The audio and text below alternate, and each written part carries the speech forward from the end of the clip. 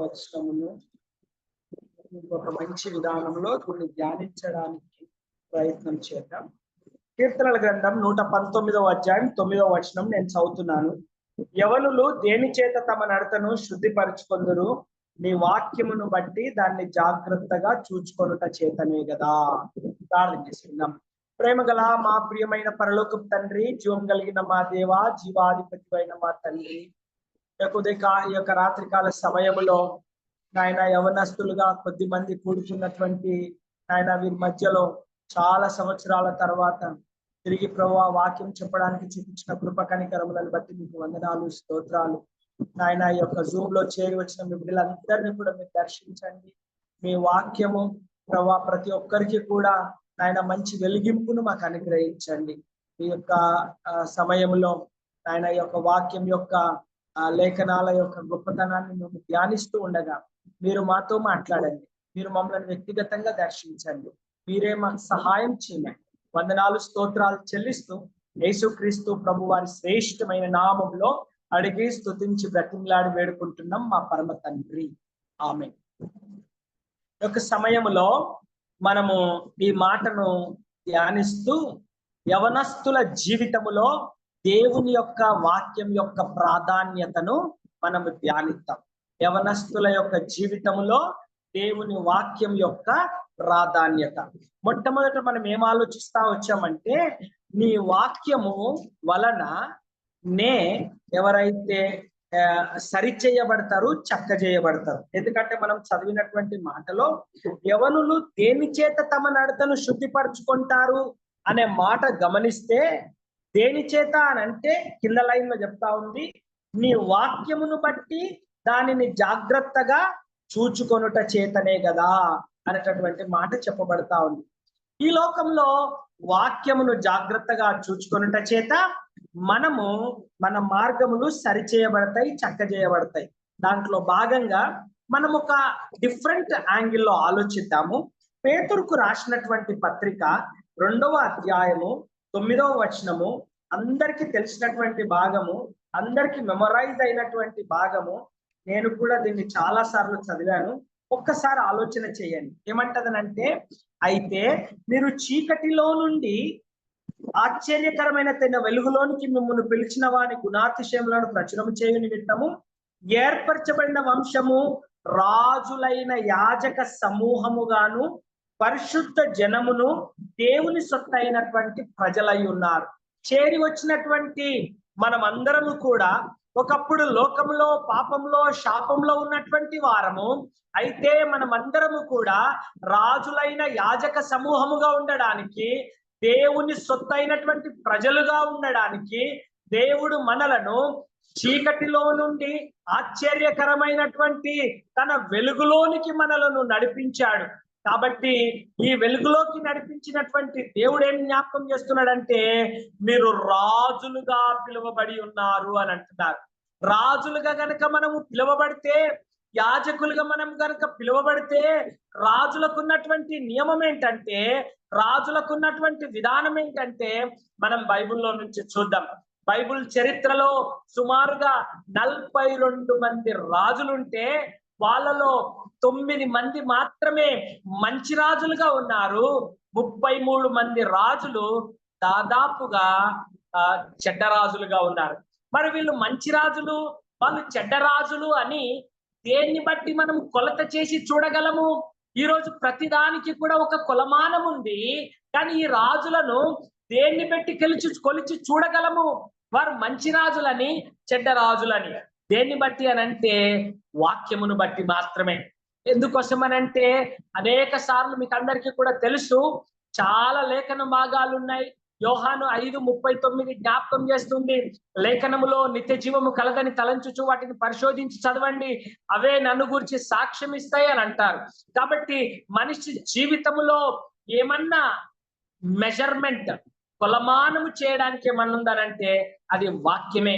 కాబట్టి ఈ వాక్యానుసారంగా ఈ యొక్క రాజుల యొక్క మంచి ఏంటి, చెడు ఏంటి, వాళ్ళని ఏ విధంగా డిఫైన్ చేయగలుగుతాము, వాళ్ళను ఏ విధంగా ఆ విధంగా ఏర్పాటుగా చూడగలుగుతాము. చూడండి, ద్వితీయోపదేశ కాండములో ఒక మాట ఉంది. ద్వితీయోపదేశ కాండము 17వ అధ్యాయం, ద్వితీయోపదేశ కాండము 17వ అధ్యాయము 15వ వచనం. 15 చాప్టర్ 17 verse 15 లో నుంచి కొన్ని మాటలు నేనే చదువుతాను మీ కొరకు, మీరు శ్రద్ధగా జాగ్రత్తగా వినండి.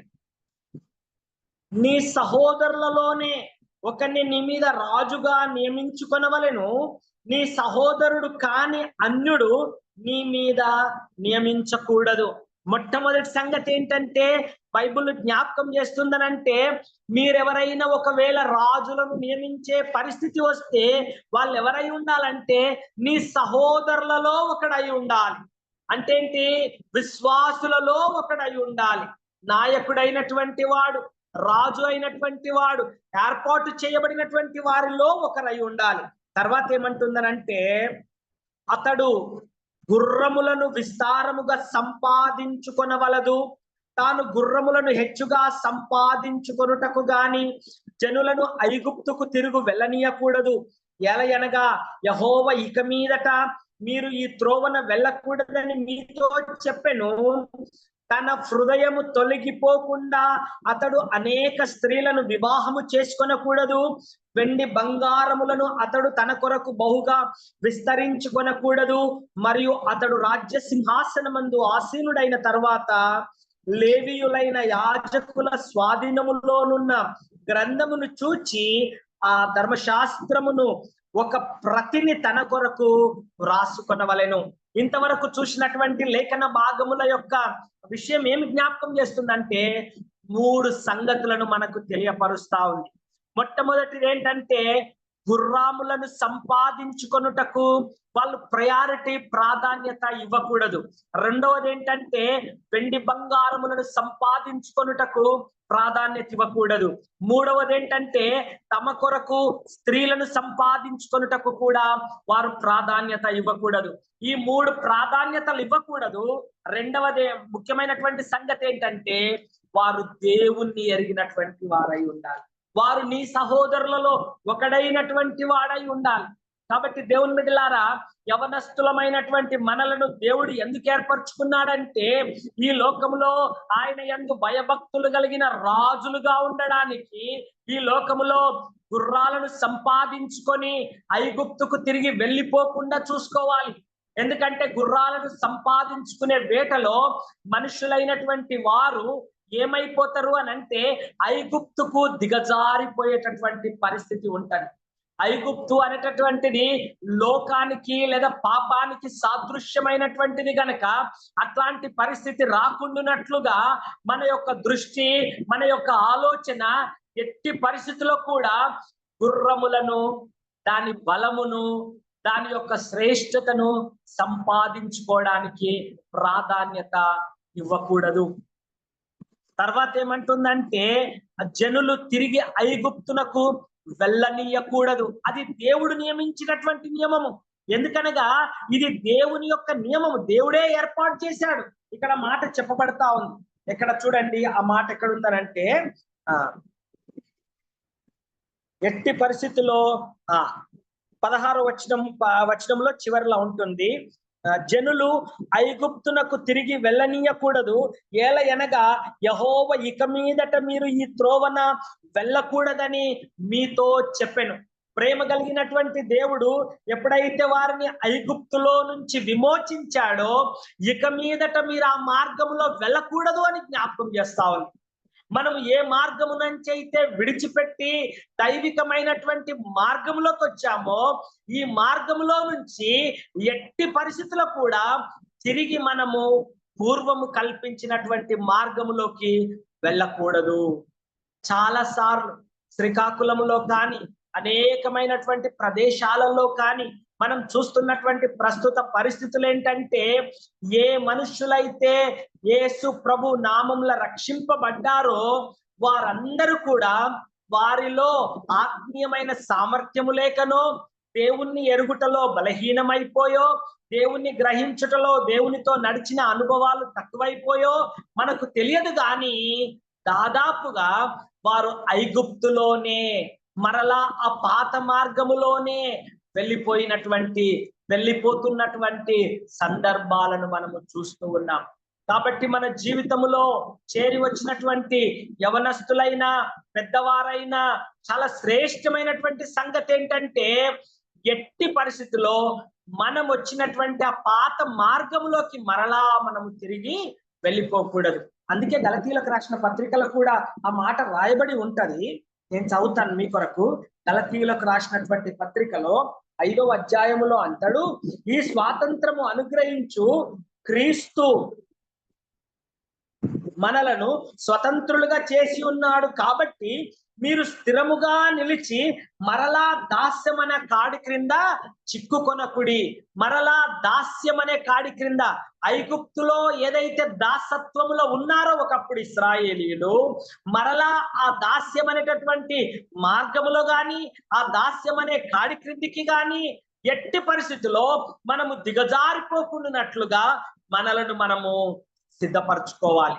ఇది మొట్టమొదటి సంగతి ఏంటంటే, గుర్రములను సంపాదించుకోవాలనేటటువంటి వేటలో ఎట్టి పరిస్థితుల్లో ఐగుప్తు యొక్క మార్గము గాని, దాసత్వంలోకి గాని మరలా దిగజారిపోకుండానట్లుగా క్రీస్తులో స్థిరమైన మనస్సు, నిబ్బరమైన బుద్ధి కలిగి మనము జాగ్రత్తగా ఉండినట్లుగా చూసుకోవాలి. రెండవది ఏమంటాడంటే 17వ వచనంలో అంటాడు, తన హృదయమును తొలగిపోకుండానట్లు అతడు అనేక స్త్రీలను వివాహము చేసి కొనకూడదు. బైబిల్లో ఒక రాజును మనము ఎరుగుదుము, ఆయన కేవలము అనేకమైనటువంటి వివాహములను చేసుకొని వారి యొక్క భార్యల యొక్క ప్రోద్బలము చేత ఆయన విగ్రహారాధికుడైపోయినటువంటి సందర్భమును మనం చూడగలుగుతాం. ఎందుకంటే ఈ యొక్క స్త్రీల వలన వారి హృదయము దేవుడి దగ్గర నుంచి తొలగిపోయేటటువంటి ప్రమాదం ఉంటది కనుక వారు ఎట్టి పరిస్థితిలో అనేకమైనటువంటి స్త్రీలను జోలికి వెళ్ళకూడదు. ఇది రెండవ నియమం. ఎందుకోసం అని అంటే, ఈ మూడింటిని కలిపి చూస్తే నాకు అర్థమైనటువంటి సంగతి ఏంటంటే, శరీరాశ, నేత్రాశ, జీవపుడంబము అనేటటువంటివి మనిషిని లోకంలోకి అయస్కాంతం మాదిరిగా ఆకర్షిస్తావు. ఒకప్పుడు క్రైస్తవ జనాంగమైనటువంటి వారు దేవుని కొరకు రోషము కలిగి జీవించేవారు, దేవుని కొరకు పౌరుషం కలిగి జీవించేవారు, కాంప్రమైజ్ కాకుండా జీవించేవారు. కానీ ఈ రోజు దినాలలో చూసినట్లయితే ఎక్కడ చూసినా, ఎవరిని చూసినా ఏదో ఒక రకమైనటువంటి కాంప్రమైజ్, వివాహాలలో చూసినా, లేకపోతే లోకంలో ఉన్నటువంటి ఆచారాలలో చూసినా, లోకంలో ఉన్నటువంటి వ్యవహారాలలో చూసినా, లోకం అనేటటువంటిది సంఘములోకి ధారాళంగా ప్రవహిస్తుంది, ధారాళంగా వచ్చేస్తా ఉంది. ఈరోజు మనము ఒక స్థితిలో నిలబడగలగాలి, దాన్ని ఆపగలిగేటటువంటి స్థితిలో నిలబడితే అది ఎంతో దేవునికి మహిమ. హృదయమును తొలగిపోకుండానట్లుగా అనేక స్త్రీలను వివాహము చేసుకొనకూడదు, వారికి ఆకర్షితులు అవ్వకూడదు. అలాంటి వారితో మనం ఎక్కడ కూడా స్నేహము చేయకుండానట్లుగా చూసుకోవాలి. దాని తర్వాత రెండవ భాగం, అదే 17వ వచనంలో రెండవ భాగంలో ఏమి జ్ఞాపకం చేస్తుందంటే, వెండి బంగారములను అతడు తన కొరకు బహుగా విస్తరించుకొనకూడదు. రాజు అయినటువంటి వారికి రాజు యొక్క క్వాలిటీస్ లో నియమించబడినటువంటి నియామకము, 42 మంది రాజులలో 9 మంది రాజులు మంచి వాళ్ళని, 33 మంది రాజులు మంచి వాళ్ళు కాదని నియమించడానికి ఒక క్రైటీరియా, ఒక కొలమానం ఏంటంటే దేవుని వాక్యమే కొలమానమని మనం ధ్యానిస్తా ఉన్నాం. వారిలో గుర్రములను ఆధారం చేసుకోకూడదు. తర్వాత రెండవది అనేకమైన వివాహాలను చేసుకోకూడదు. మూడవది ఏంటంటే వెండి బంగారమును సంపాదించకూడదు. వెండి బంగారము, ఆస్తి ఐశ్వర్యములను అధికంగా సంపాదించుకొనుటలో పడితే అది ఒక మత్తు మాదిరిగా ఉంటది. నిజానికి మనుషులైనటువంటి వారికి, లోకంలో ఉన్నటువంటి వారికి అనేకమైనటువంటి మోహం ఉంటుంది. Lust of I, lust of flesh, lust of the world. ఈ యొక్క లోకం యొక్క మోహం ఏంటంటే కన్నులకు ఇంపుగా కనబడేది కావాలనుకుంటారు, శరీరకు సుఖాన్ని ఇచ్చేది అనుభవించాలనుకుంటారు, పేరు ప్రఖ్యాతులు, హోదాలను కోరుకుంటూ ఉంటారు. దేవుని బిడ్డలారా, దేవుణ్ణి ప్రేమించే మనమైతే ఈ శరీరాశ, నేత్రాశ, జీవపుడంబముకు దూరముగా ఉండేటట్లా చూసుకోవాలి. దాని తర్వాత అతి ప్రాముఖ్యమైనటువంటిది, శ్రేష్టమైనటువంటిది ఏంటంటే 18వ వచనంలో జ్ఞాపకం చేయబడుతుంది. చూడండి, ఇదే మన మూల ఆధారమైనటువంటి వాక్యము. తర్వాత చివరి వచనం ఒకటి, మరియు అతడు రాజ్య సింహాసనమందు ఆసీనుడైన తర్వాత లేవీయులైన యాజకుల స్వాధీనములోనున్న గ్రంథమును చూచి ఆ ధర్మశాస్త్రము ఒక ప్రతిని తన కొరకు రాసుకొనవలెను. ఆలోచన చెయ్యండి, యవనస్తులైనటువంటి వారు, పెద్దవాళ్ళైనటువంటి వారు, రాయగలిగినటువంటి వారు ఎంతమందికి ఉంది ఈ ఆలోచన? దేవుని యొక్క వాక్యమును రాసుకునేటటువంటి అలవాటు ఎంతమందికి ఉంది? ఈ మాట జ్ఞాపకం చేయడానికి నేను చాలా సంతోషిస్తాను. నేను సన్నీ బ్రదర్ ఇక్కడ MBBS చదువుకున్నటువంటి రోజులలో ఆయన ఒక 4-5 బుక్కులు పెట్టేవారు. ఒక బుక్కులో ఒక దైవ సేవకుడి వర్తమానం, ఒక బుక్కులో ఒక దైవ సేవకుడి వర్తమానం, అట్లా ఎన్నో పుస్తకాలు రాస్తా రాస్తా రాస్తా దేవుని వాక్యాన్ని విస్తారంగా రాసినటువంటి ఒక గ్రేట్ ఎగ్జాంపుల్ గా ఉన్నాడు సహోదరుడు. నేను కూడా అలా రాయాలని చాలా ప్రయత్నం చేస్తాను, కానీ సగం వరకు రాయగానే నా యొక్క ఆసక్తి కొంచెం తగ్గిపోతది. ముందు రాసినంత ఆసక్తిగా తర్వాత వచ్చేసరికి ఆసక్తి తగ్గిపోతది. ఓన్లీ రెఫరెన్సులు మాత్రమే రాసుకుంటాను. ఇక చివరికి వచ్చేసరికి వాళ్ళు చెప్పినటువంటి టాపిక్స్ తోటి ఇన్కన్క్లూషన్ చేసి ముగిస్తాను. దేవుని బిడ్డలారా, దేవుడు నియమించినటువంటి నియమం ఏంటంటే రాజులైనటువంటి వారు తమ కొరకు ఒక ప్రతిని ఏర్పాటు చేసుకోవాలి. ప్రతి అంటే ఒక ప్రత్యేకమైన నోట్బుక్. ఆ నోట్బుక్ ని ఏర్పాటు చేసుకొని ఆ యాజకుల దగ్గర ఉన్నటువంటిది, లేవీయుల దగ్గర ఉన్నటువంటి ధర్మశాస్త్రం ఒకటి సంపాదించుకొని దానిని రాయడానికి వారు ప్రాధాన్యతనివ్వాలి. ఒక వ్యక్తిని నేను ఎరుగుదును. మన యొక్క హెబ్రోన్ సహవాసంలో విశాఖపట్నంలో ఒక అంకుల్ ఉంటారు. ఆయన పేరు మోరియా జాన్ గారు. ఆయన వాక్యమును రాసే అలవాటు విస్తారంగా ఉంది. ఆయన దగ్గరికి వెళ్ళినప్పుడు ఆయన దగ్గర పెద్ద పెద్ద సూట్ కేసులలో, అక్కడక్కడ పెట్టెలలో బుక్కులు ఉన్నాయి. ఏంటంటే ఆయన వాక్యాన్ని చదవడం కాదు, వాక్యాన్ని రాస్తా వచ్చారు. కాబట్టి ఈ రోజు ఒక టాపిక్ పట్టుకున్నారంటే ఆ టాపిక్ మీద వాక్యం కన్సిస్టెంట్ గా చెప్పుకుంటా వెళ్ళిపోతూ ఉంటారు. అదెంతో దేవునికి మహిమ. మనం ఇట్లాంటి మంచి అలవాట్లు అలవర్చుకుంటే భవిష్యత్తులో అది మనకి ఎంతో ఉపయోగం అవుతుంది. ఎందుకొరకంటే నేను మీకు ఒక మాట జ్ఞాపకం చేస్తాను. చూడండి, ఈ తర్వాత భాగము జ్ఞాపకం చేయడానికి ముందు అదొక మాట జ్ఞాపకం వచ్చింది. చూడండి, ఆమోసు గ్రంథంలో ఒక మాట ఉంది.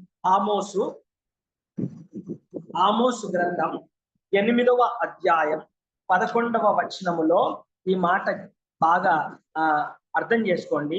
రాబోవు దినములందు దేశములో నేను క్షామమును పుట్టింతును, అది అన్నపానములు లేకపోవుట చేత క్షామము కాగా, అది అన్నపానములు లేకపోవుట చేత కలుగు క్షామము కాక, యెహోవ మాట వినకపోవుట వలన కలుగు క్షామముగా ఉండును. ఇదే యెహోవ వాక్కు. దేవుడు చెప్పే మాట ఏంటంటే రాబోవు దినములలో వాక్యం యొక్క స్కేర్సిటీ ఏర్పడుతుంది అని చెప్తా ఉన్నాడు. ఒక క్షామం ఏర్పడుతుంది, ఒక కరువు ఏర్పడుతుంది. ఈ కరువు ఏం కరువు అంటే అన్నం కోసమో నీళ్ళ కోసమో ఏర్పడే కరువు కాదు. ఇది దేవుని వాక్యము లేకపోవుట చేత ఒక కరువు ఏర్పడుతుంది అని బైబిల్ చెప్తా ఉంది. నాకు ఆశ్చర్యం అనిపించింది. ఇది మా డైలీ పోర్షన్ లో నిన్న చదువుతున్నప్పుడు నేను అండర్లైన్ చేసుకుంటా వచ్చాను. ఏం ఆశ్చర్యం అంటే ఈ దినాలలో వాక్యం విస్తారంగా దొరుకుతుంది కదా.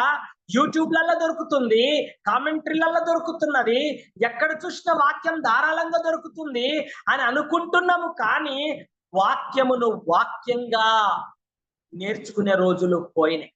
ఈ వాక్యాన్ని వక్రీకరించేటటువంటి రోజులలో మనం ఉన్నాం. ఎందుకంటే ఈ మాట చెప్తుంది బైబిల్లో, మీకు అందరికీ తెలుసు. జస్ట్ ఇదేంటంటే ఒక పురికొల్పు. ఏం పురికొల్పు? వాక్యం యొక్క పురికొల్పు. తిమోతికి రాసినటువంటి పత్రిక 4వ అధ్యాయము 3-4 వచనాలలో ఈ విధంగా చెప్తారు. జనులు హితబోధను సహింపక దురద చెవులు గలవారై తమ స్వకీయ దురాశకులను తమ కొరకు పోగు చేసుకుని సత్యమునకు చెవినియక కల్పన కథల వైపుకు తిరుగు కాలము వచ్చును. తమ స్వకీయ దురాశలకు అనుకూలమైన బోధకులను తమ కొరకు పోగు చేసుకొని సత్యమునకు చెవినియరు.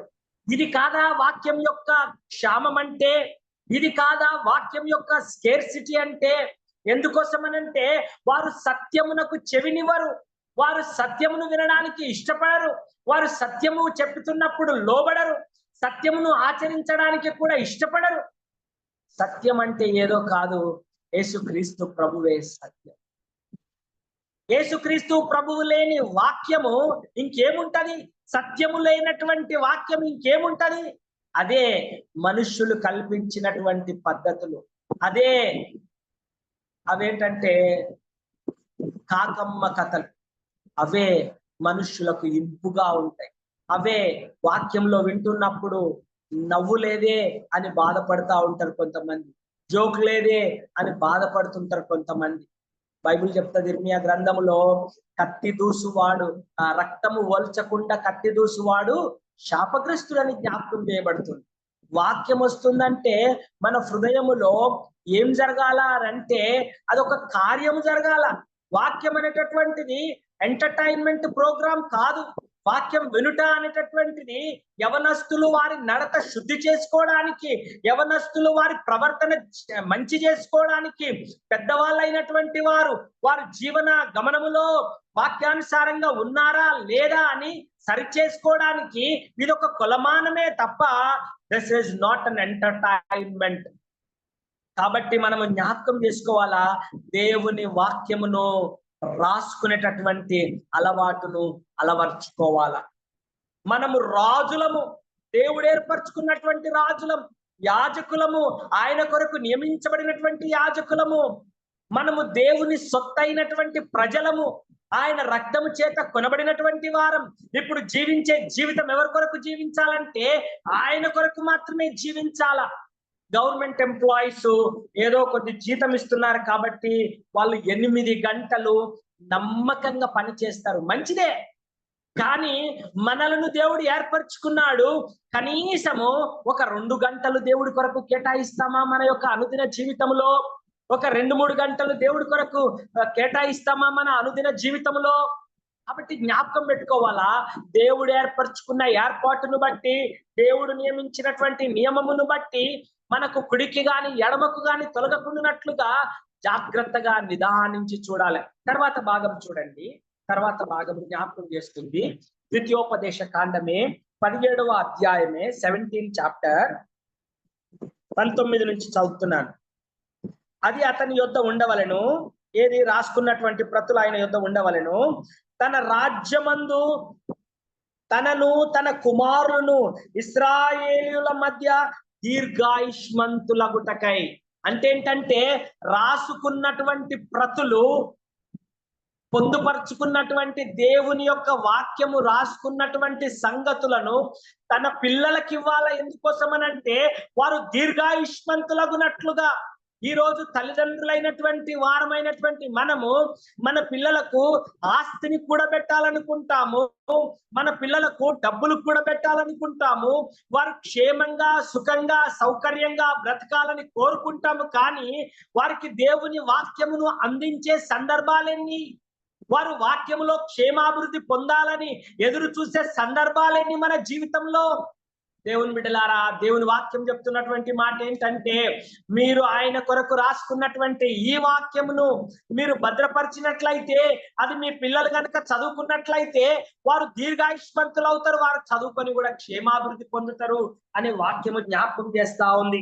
తర్వాత మాట చెప్తుంది, తాను తన సహోదరుల మీద గర్వించి ఈ ధర్మమును విడిచిపెట్టి కుడికి గాని ఎడమకు గాని తాను తొలగకయుండునట్లు తన దేవుడైన యెహోవాకు భయపడి ఈ ధర్మశాస్త్ర వాక్యములన్నిటినీ ఈ కట్టడలను అనుసరించి నడవ నేర్చుకొనుటకు అతడు తాను బ్రతుకు దినములన్నీ ఆ గ్రంథము చదువుచుండవలెను. అంటే మొదట రాసుకోవాలి, రెండవదిగా దాని ప్రకారముగా నడుచుకుంటూ కుడికి గాని ఎడమకు గాని తిరగకుండా ఈ యొక్క ధర్మశాస్త్రమును రెగ్యులర్ గా చదువుకుంటూ ఉండాలి. ఇది మనకొక ఆనవాయితీ లాగా ఉండాలి. ఇది మన యొక్క అనుదిన జీవితంలో భాగము మాదిరిగా ఉండాలి. అప్పుడు మనము ఆశీర్వదించబడిన వారము, అప్పుడు మనము దీవించబడిన వారము. ఇది మనకి ఎంతైనా అవసరం. ఇది చాలా శ్రేష్టమైనటువంటి మన జీవితం. ఎందుకంటే ఎజ్రా గ్రంథంలో కూడా ఒక మాట ఉంటుంది చూడండి. ఎజ్రా గ్రంథం ఎజ్రా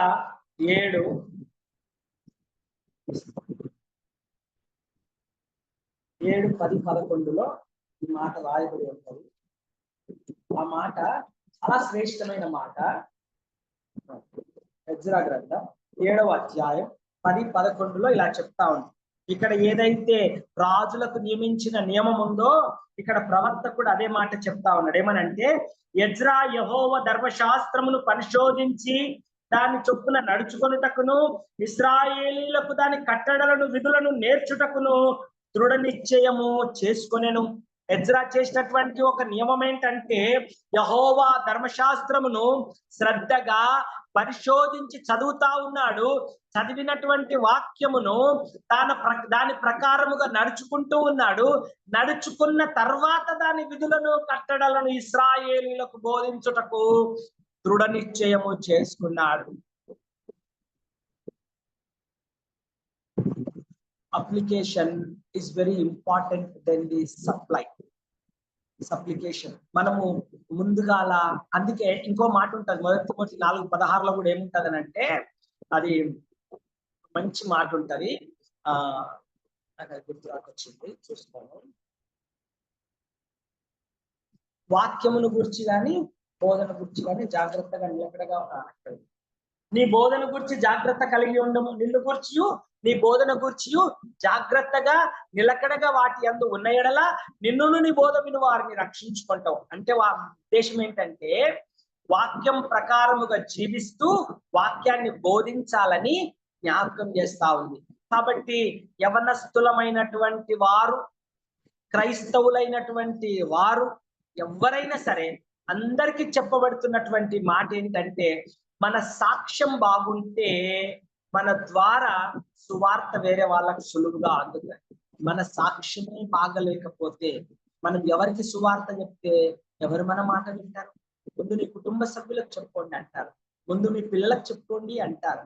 కాబట్టి దేవుని బిడ్డలమైనటువంటి మనం మన సాక్ష్యమును కాపాడుకోవాలి, మన జీవితమును కాపాడుకోవాలి. దాని తర్వాత మన బోధ ప్రకారముగా నడుచుకోవాలి. అక్కడ ద్వితీయోపదేశ కాండములో చెప్పబడిన మాట అయినా, ఎజ్రా గ్రంథములో చెప్పబడిన మాట అయినా, మొదటి తిమోతి 4:16 చెప్పబడిన మాట, ఒక సంగతి ఏంటంటే, దేవుని యొక్క వాక్యము నుండి కుడికి గాని ఎడమకు గాని తొలగకుండా వాక్యానుసారంగా జీవించే వారమై మనం ఉండాలని దేవుడు జ్ఞాపకం చేస్తా ఉన్నాడు. మన జీవితాల్లో పరిశీలించుకుందాం, పరీక్షించుకుందాం, యోగ్యంగా ఉండేటట్లా సిద్ధపరచుకుందాం. రానున్న దినాలలో వాక్యపు కరువు ఏర్పడుతుందని ఆమోసు గ్రంథంలో జ్ఞాపకం చేస్తున్నటువంటి మాటను జ్ఞాపకం పెట్టుకొని మన జీవితాలలో వాక్యానుసారంగా నడుచుకునేటటువంటి వారమై ఉన్నట్లుగా మనల్ని మనం సిద్ధపరచు. దాని తర్వాత చూడండి, ఇంకొక మాట చెప్పి నేను ముగిస్తాను. అదే కీర్తనల గ్రంథం 119వ అధ్యాయము 119వ అధ్యాయంలో కొన్ని మాటలు, ఇది పురికొల్పైనటువంటి మాటల కొరకు 119:23 వచనంలో ఇలా ఉంది చూడండి. 23లో అధికారులు నాకు విరోధముగా సభ తీర్చి మాటలాడుకుందురు, నీ సేవకుడు నీ కట్టడలను ధ్యానించుచుండును. ఈ లోకములో అధికారులైనటువంటి వారు సభ తీర్చుకొని మాటలాడుకుంటారు. అంటే మనకు వ్యతిరేకమైనటువంటి విధానములో ఒక గ్రూప్ ఆఫ్ పీపుల్ మాట్లాడుకుంటారు, డిస్కషన్ చేసుకుంటారు. దేశంలో, రాష్ట్రంలో జరుగుతున్నటువంటి పరిస్థితులు, ఇలాంటి పరిస్థితుల్లో మనం ఏం చేయాలి అని అంటే, నీ కట్టడలను ధ్యానించుచూ ఉండాలి. మన యొక్క నియమం మర్చిపోకూడదు. మన నియమం ఎట్లుండాలంటే, అది జట్టి అయినటువంటి వాడు ఏ విధంగా అయితే నియమం ప్రకారం పోరాడాలో, క్రైస్తవులమైనటువంటి మనము కూడా ఒక నియమం ప్రకారం పోరాడాలి. అదేంటంటే మన జీవితానికి ఆధారం దేవుని వాక్యం. ఎవరమైనా సరే వాక్యానుసారంగా జీవించబద్దులమై ఉన్నాం. 36వ వచనం, కీర్తనల గ్రంథం 119, 36వ వచనం. నీ లోభము తట్టు కాక నీ శాసనముల తట్టు నా హృదయము తిప్పుము. లోభము తట్టు కాక నీ శాసనముల తట్టు నా హృదయము తిప్పుము. ఈ రోజు దేని వైపు మన హృదయం ఎక్కువగా తిరుగుతా ఉంది? దేని వైపు మన హృదయం ఎక్కువగా ఆకర్షితమవుతా ఉంది? ఎక్కువగా చెప్పాలంటే నాకు కూడా పెద్దవాళ్ళైనటువంటి కూతుర్లు ఉన్నారు, కుమారులు ఉన్నారు. వీళ్ళను ఈ లోభము తట్టు నుంచి తిప్పి ఆజ్ఞల వైపుకు తిప్పాలంటే అది చాలా కష్టమైనటువంటి పని. ఒకప్పుడు ఈ మొబైల్ ఫోన్లు, ఈ యొక్క ఎలక్ట్రానిక్ గ్యాడ్జెట్స్ లేనటువంటి దినాలలో ఎంతో కొంత బాగుండేది. నా చిన్నతనంలో అయితే టీవీ చూడాలంటే కొన్ని కిలోమీటర్లు నడిచిపోయి వెళ్ళేవాళ్ళం హాస్టల్ నుండి. ఈ రోజులలో ప్రతి ఇంటికి ఒక టీవీ, కాదంటే ఫోను, లేదంటే కంప్యూటరు. ఇక ఎక్కడ వైపుకు మన హృదయం తొలుగుతా ఉంది? యవనస్తులైనటువంటి మనము ముఖ్యంగా జ్ఞాపకం పెట్టుకోవాల్సినటువంటిది ఏంటంటే, లోభము తట్టు కాక నీ ఆజ్ఞల తట్టు నా హృదయము తిప్పేటట్లుగా మనలను మనము సిద్ధపరుచుకుందాం. ఎలాంటిదైనా ఈ లోకములో దాని వైపు మనం ఆకర్షితులం కాకూడదు. తర్వాత చూడండి 119వ కీర్తన 126వ వచనం. జనులు నీ ధర్మశాస్త్రమును నిరర్ధకము చేసి ఉన్నారు. యెహోవా తన క్రియ జరిగించుటకు ఇదే సమయం. జనులు తమ యొక్క ధర్మశాస్త్రమును నిరర్ధకము చేస్తా ఉన్నారు. యెహోవా తన క్రియలు జరిగించుటకు ఇదే సమయం. బంగారము కంటెను అపరంజి కంటెను నీ ఆజ్ఞలు నాకు ప్రియముగానున్నది. చూడండి, దేని కొరకు మనం ప్రయాసపడాలా? ఈ లోకంలో ఉన్నటువంటి వాట్సాప్ వైపుకు కాదు, ఈ లోకంలో ఉన్నటువంటి వెండి బంగారాల వైపు కాదు, దేవుని యొక్క ఆజ్ఞల వైపు మన హృదయము తిప్పుకున్నట్లయితే మనము ఆశీర్వదించబడతాము. మన పిల్లలు దీర్ఘాయుష్మంతులవుతారు, వారు దీవించబడతారు.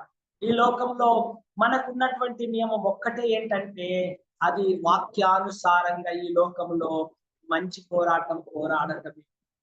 ఎన్ని వ్యతిరేకమైన పరిస్థితులు ఉన్నా, ఎన్ని అనానుకూలమైన పరిస్థితులు ఉన్నా, ఎన్ని అంత ఇబ్బందికరమైన పరిస్థితులు ఉన్నప్పటికీ కూడా మనము కలిగి ఉన్న దానిని విడిచిపెట్టకూడదు చివరి వరకు. 109వ వచనములో ఓ మాట చూడండి, అదే 119వ అధ్యాయం 109వ వచనం. నా ప్రాణము ఎల్లప్పుడూ నా అరచేతిలో ఉన్నది, అయినను నీ ధర్మశాస్త్రమును నేను మరువను. నా ప్రాణము ఎల్లప్పుడూ నా అరిచేతిలో ఉన్నది.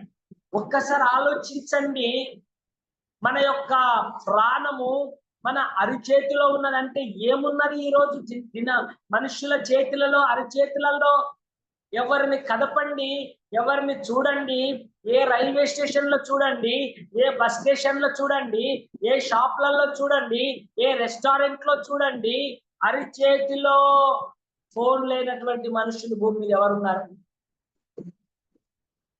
సాధ్యమైనంత వరకు కొద్దో గొప్ప సంపాదించే మనిషి దగ్గర నుంచి మొదలు పెడితే, ఏ వ్యాపారం చేసుకున్న మనిషి అయినా, ఎంత గొప్ప ధనవంతుడైనా, ఎంత చిన్న పేదవాడైనా, విద్యార్థి అయినా, ఎవరైనా వాళ్ళ అరిచేతిలో ఏముంది అని అంటే వారి ప్రాణము కంటే ఎక్కువగా మొబైల్ ఫోన్లే పట్టుకొని తిరుగుతా ఉన్నారు. మంచిదే, కానీ ఎంతవరకు ఇది మంచి కొరకు వాడుతారు? ఎంతవరకు ఇది మేలుకరంగా ఉంటుంది? ఎంతవరకు ఇది ఆశీర్వాదకరంగా ఉంటుంది? మనమే పరీక్షించుకోవాలి. ఎందుకంటే మనము దేవునికి లెక్క యొప్ప చెప్పవలసిన వారం అయి ఉన్నాం కనుక ఆయన దృష్టికి కనబడని స్పష్టం ఏది కూడా లేదు. ఆయన కనుదృష్టి లోకమంది అంతట సంచారం చేయించు. ఆయన యందు భయభక్తులు గల వారిని బలపరచుటకు ఆయన కనుదృష్టి లోకమంది అంతట సంచారం చేస్తుంది. మన మొబైల్ ఫోన్ మన చేతిలో ఉందంటే మనం ఏం చూస్తున్నాము, ఏమి చదువుతున్నాము, ఏమి రాసుకుంటున్నాము. కొన్ని జీవితాలు మొబైల్ ఫోన్ల ద్వారా పాడైపోయినటువంటి జీవితాలు ఉన్నాయి.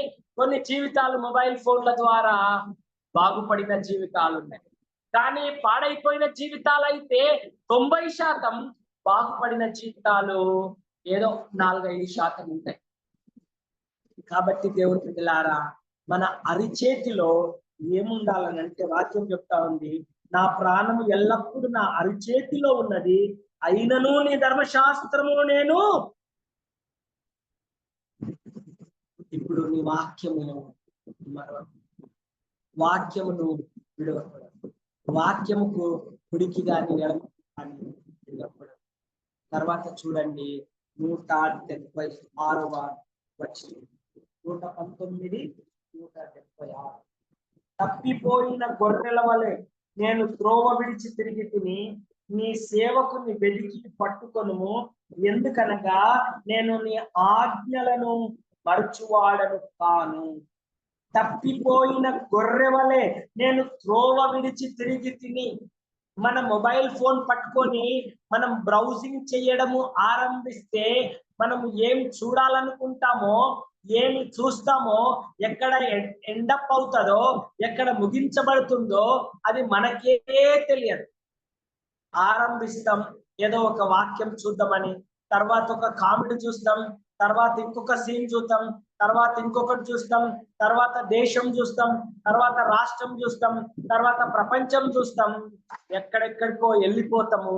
చివరిగా మనం ఎక్కడికి ముగిస్తాము అని అంటే ఎక్కడో ఎండప్ అయిపోతాం. కాబట్టి మనము జ్ఞాపకం పెట్టుకోవాల్సిన సంగతి ఏంటంటే, నీ సేవకుని వెదికి పట్టుకొను, ఎందుకనగా నేను నీ ఆజ్ఞలను మరచువాడను. దేవుని ఆజ్ఞలను నేను మర్చివాడను. సమయంలో యవనస్తులు దేని చేత తమ నడకను శుద్ధిపరచుకుంటారు అని అంటే అది కేవలము ఈ వాక్యము చేతనే శుద్ధిపరచుకుంటారు. చివరిగా ఇన్ కన్క్లూషన్, ముగింపు ఏంటంటే, యవనస్తుల జీవితంలో దేవుని వాక్యం యొక్క ప్రాధాన్యత. యవనస్తులు దేని చేత తమ నడతను శుద్ధిపరచుకుంటారంటే ఈ వాక్యం చేతనే వాళ్ళు శుద్ధిపరచుకుంటారు. లోకంలో నుండి, పాపంలో నుండి, శాపంలో నుంచి విడిపించబడి రాజులుగా, యాజక సమూహముగా, పరిశుద్ధ జనాంగముగా, దేవుని సొత్తైన ప్రజలుగా ఉండడానికి దేవుడు మనల్ని పిలుచుకుంటే, ఆ రాజులుగా, యాజకులుగా ఉండడానికి దేవుడు నియమించిన నియమం ప్రకారం లేకపోతే మనము చాలా ఇబ్బందికరమైన. కాబట్టి దేవుడు మనకి ఏం జ్ఞాపకం చేస్తున్నాడంటే, ఏ రాజులుగా, యాజకులుగా ఉండమని ఆయన నియమించాడో ఆ నియమం ప్రకారం ఉండాలి. కాబట్టి మనం ఏం చేయాలంటే, గుర్రములను సంపాదించుకోకూడదు, స్త్రీలను సంపాదించుకోకూడదు, వెండి బంగారమును సంపాదించుకోకూడదు, కానీ దేవుని వాక్యమును సంపాదించుకోవాలా. అది రాసి పెట్టాల. మన పిల్లలు దీర్ఘాయుష్మంతులగునట్లుగా అది మన ఇంటిలో ఉండాలి. రెండవది, దాన్ని రెగ్యులర్ గా చదువుకోవాలి. కుడికి గాని ఎడమకు గాని తిరగకుండానట్లు శ్రద్ధ వహించాలి. ఆమోసు గ్రంథంలో చెప్పబడినట్టుగా రానున్న కాలంలో కరువు దినాలు వస్తాయి కనుక, ఈ కరువు ఏం కరువు అని అంటే అన్నపానములు లేని కరువు కాదు, గాని దేవుని వాక్యము లేని కరువు వస్తుంది. కాబట్టి మనం ఆ సత్యమును జాగ్రత్తగా చేపట్టి సత్యమును మన హృదయములో ప్రతిష్ఠించుకొని వాక్యానుసారంగా జీవిస్తూ, వాక్యమును ధ్యానిస్తూ, వాక్యమును బోధిస్తూ, వాక్యములో మనం కొనసాగినట్లయితే మనం మంచి పోరాటం మన పరుగు తుదముట్టిస్తాం, మన విశ్వాసాన్ని కాపాడుకుంటాం. విన్నటువంటి మీకందరికీ ధన్యవాదాలు. చెప్పబడిన ఈ మాటలు దేవుడు మన వినికిడిలో దీవించి ఆశీర్వదించుతారు. మీకందరికీ వందనాలు. Praise the Lord. Praise Lord, brother. Praise Lord. Praise Lord, brother. Praise Lord. Praise Lord అన్న. Praise Lord, brother. బాగున్నారు. చాలా కాలం చూసాం మిమ్మల్ని. చాలా కాలం అయిందని చూసి. అవునా, చాలా రోజుల తర్వాత అన్న. అవును, చాలా రోజులు అయింది. అవును, చాలా సంతోషం. మాది ఒక ప్రార్థన రిక్వెస్ట్ ఉంది. అమ్మా చెప్పండి బ్రదర్. మా పెద్ద పాప నీట్ ఎగ్జామ్ రాసింది. బ్రదర్ జూన్ 14వ తారీఖు రిజల్ట్స్ వస్తున్నాయి. బ్రదర్. ప్రభు చిత్తం అయితే ఆమె 2 సార్లు నీట్ లాంగ్ టర్మ్ కోచింగ్ తీసుకుంది. ప్రభు చిత్తం అయితే ఆమెకు మెడిసిన్ MBBS లో సీట్ రావాలి, లేకపోతే BSc నర్సింగ్ లో జాయిన్ చేద్దాం అనుకుంటున్నాం. దేవుని చిత్తం సంపూర్ణంగా బయలుపరచబడినట్లుగా మీ ప్రార్థనలో జ్ఞాపకం పెట్టుకోండి. పెద్ద పాప పేరు రేచల్. బ్రదర్.